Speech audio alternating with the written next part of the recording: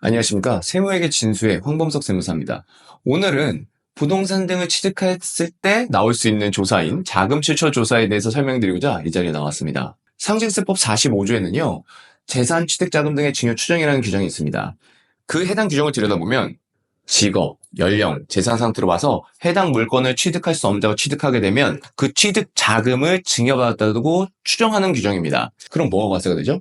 증여세가 과세가 되겠죠. 너 소득도 없고 돈도 없는데 이거 어떻게 샀어? 이거 너 증여받은 거 맞지? 하고서 과세가 되는 것이 바로 상징세법 45조 재산 취득 자금 등의 증여 추정 규정입니다. 저희가 부동산을 사게 되면 뭘 하죠? 등기를 하게 되죠. 부동산을 등기를 하게 되면 그 등기 자료가 국세청에 그대로 넘어가게 됩니다. 그럼 국세청은 뭘 하냐면 취득자를 확인해서 소득을 확인합니다. 근데 소득이 얼마 없음에도 불구하고 갑자기 이 사람이 30억짜리 주택을 샀다라고 하면 당연히 해당 자금을 증여받았을 것이라고 추정하게 됩니다. 그러면 국세청에서 납세자에게 너 이거 어떻게 샀어? 하고 소명 안내문을 보내는 경우도 있고요. 아니면 애초에 조사가 게시가 되는 경우도 있습니다. 조사가 게시가 되면 조사 예고 통지서를 수령하게 되죠. 근데 이 예고 통지서를 받으셨다고 해서 나 잘못한 거 없는데 이거 왜 나왔지? 라고 하실 수가 있어요. 왜냐하면 국세청이 모든 정보를 다 알고 있는 것은 아니에요. 신고된 소득이 있어야 돼요. 만약 신고된 소득이 아닌 다른 소득이라면 국세청이 이 사실을 모를 수 있죠.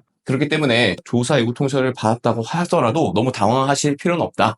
제가 예전에 했던 사례 중에서요, 이분이 상장 주식을 엄청나게 잘하셨어요. 투자를 엄청 잘하셔가지고 시드머니 한 3억 갖고 거의 10억 넘는 금액을 만드셨거든요. 그러다 보니까 국세청에서는 그 수익 금액에 대한 자료가 없었던 거예요. 아시다시피 상장 주식 매각 차익 같은 경우에는 양도세 신고 및 납부하지 않기 때문에 국세청에 자료가 없었던 것이죠. 그래서 서울청 상고에서 조사가 나왔고 조사를 대응하는 과정에서 납세자에게 상장 주식 매각 차익이 있었다라는 사실이 밝혀지면서 조사가 종결된 사례가 있었습니다. 자금 출처 조사가 게시가 되면요, 담당 공무원은 운용표란 걸 만들게 됩니다. 운용표가 뭐냐면 이쪽에다가 취득한 재산을 써요. 예를 들어서 아파트를 취득했다 하면 아파트 가액 20억 들어가고요. 그 다음에 취득세 나쁜 거 들어가고요. 그 다음에 중개수수료도 냈겠죠? 그거 들어갑니다. 그 세 개 합한 금액과 이쪽에는 이 사람이 여태까지 벌어들인 소득, 금융재산, 대출 내역 이런 것들이 들어갑니다. 이러한 돈으로 이걸 샀겠지라고 하는 것이거든요. 근데 이걸 딱 비교했을 때 이쪽이 훨씬 커요. 예를 들어서 돈 번 거, 금융재산 12억이야. 근데 여기에는 20억이야. 그럼 그 차이 8억이 뭐죠? 아, 너 이 8억 증여받았겠네 라고 판단하는 게 운용표입니다. 물론 조사 과정에서 금융 계좌를 다 열어보기 때문에 실질적으로 내가 보내지 않은 돈은 다른 사람이 줬겠지 생각을 합니다. 그러면 자금 출처 조사에서 가장 많이 나오는 이야기가 뭘까요? 바로 차용증입니다. 저희는 금전소비대차 계약서라는 말을 많이 쓰는데 그때 항상 나오는 얘기가 너 이자 줬어? 이자를 줬다라는 것은 과거에 계약이 체결됐고 그 계약대로 실질적으로 이자를 지급해왔다라는 것을 증명하는 상당히 파워풀한 증빙이 되겠죠. 그렇기 때문에 보통 저희가 차용증 만들 때는 이렇게 합니다. 실제로 돈이 왔다 간 날을 기준으로 해서 그날 차용증을 쓰고 인감 도장을 찍고 그날의 인감 증명서를 뗍니다. 대주와 차주가 인감 증명서를 붙이고 그거를 PDF 파일로 떠서 각자 메일로 보내게 됩니다. 그렇게 되면 이 계약서를 부인하기가 상당히 어려워져요. 그날 계약이 있었고 그날 메일 주소로 남겨져 있고 그리고 그에 따라서 이자를 지급했다라고 하면은 그 계약서는 위조했거나 급조한 계약서라고 보기가 어렵게 되는 것이죠.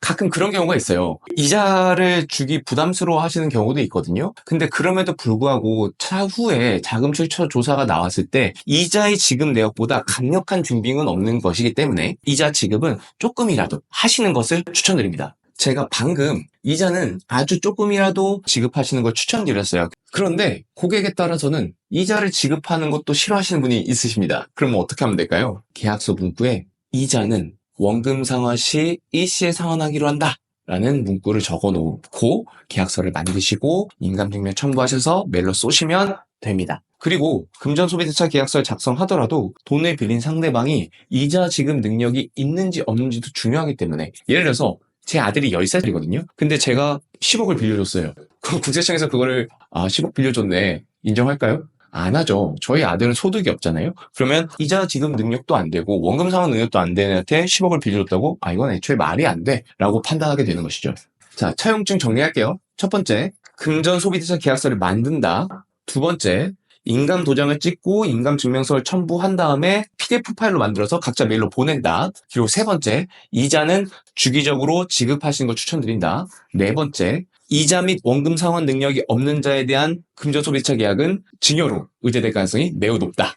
추가적으로 고객분들께서 저한테 세무사님 그럼 이자율은 얼마로 해야 돼요? 라고 질의를 되게 많이 주시는데 몇 퍼센트로 하셔도 괜찮습니다. 다만 금전의 무상대출 또는 저리대출에 따른 이익의 증여 규정이 있기 때문에 그 범위만 벗어나시지 않으면 됩니다. 자, 오늘은 자금 출처 조사에 대해서 설명을 드렸어요. 부동산을 산다는 건 상당히 좋은 일이고 축하드릴 일이죠. 그렇기 때문에 미리미리 이런 자금 출처 내역, 취득 원천 같은 걸 확인하셔서 차후에 자금 출처 조사 대상으로 선정되지 않으시길 바라면서 오늘 영상 마치도록 하겠습니다. 감사합니다.